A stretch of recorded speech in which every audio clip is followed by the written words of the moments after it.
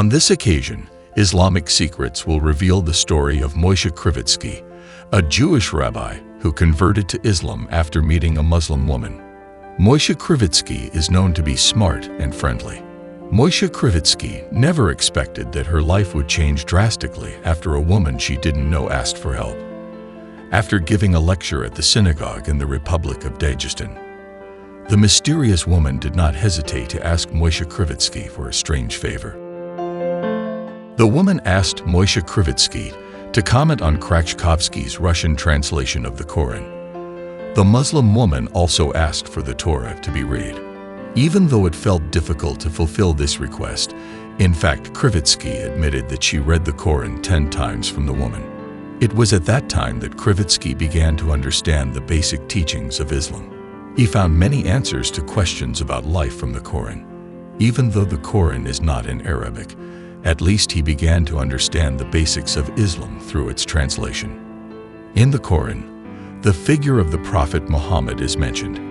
The more we read it, the more we will love the personality of the Prophet Muhammad, starting from his habits to the way the Prophet communicated with the people. Before interacting with Islamic teachings, there are many questions related to belief.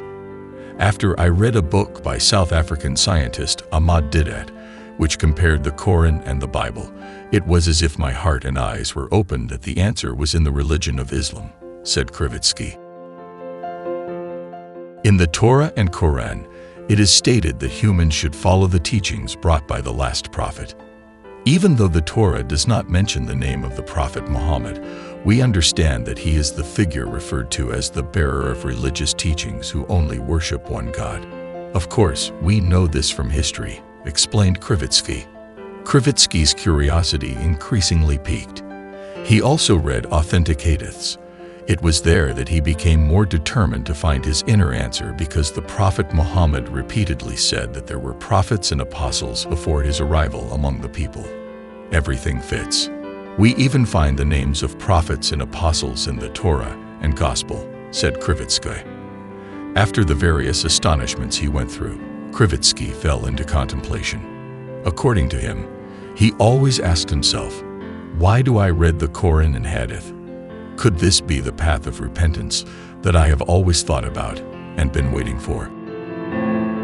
Krivitsky's process of searching for faith arose because of the lack of a Muslim community in Dagestan. There are only a handful of ustas who teach specifically to their students. He considers the characteristics of Dagestan Muslims to be limited to rituals. In fact, Islamic teachings are like a deep ocean. The more we dive into it, the more we will discover something new, he explained.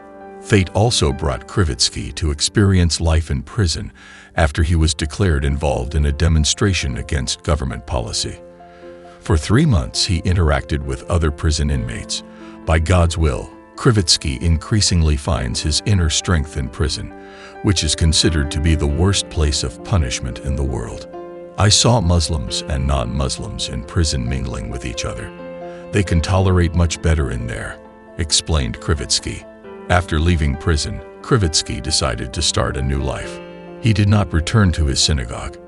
In fact, he was received with open arms by the Takmir of the Central Juma Mosque in the North Caucasus Mountains, specifically in Al-Barakant, Makachkala, Dagestan. Assisted by the Takmir, Muannat Arif, Krivitsky took the Shahada. Later, he changed his name to Musa. He was also trusted to be the mosque administrator.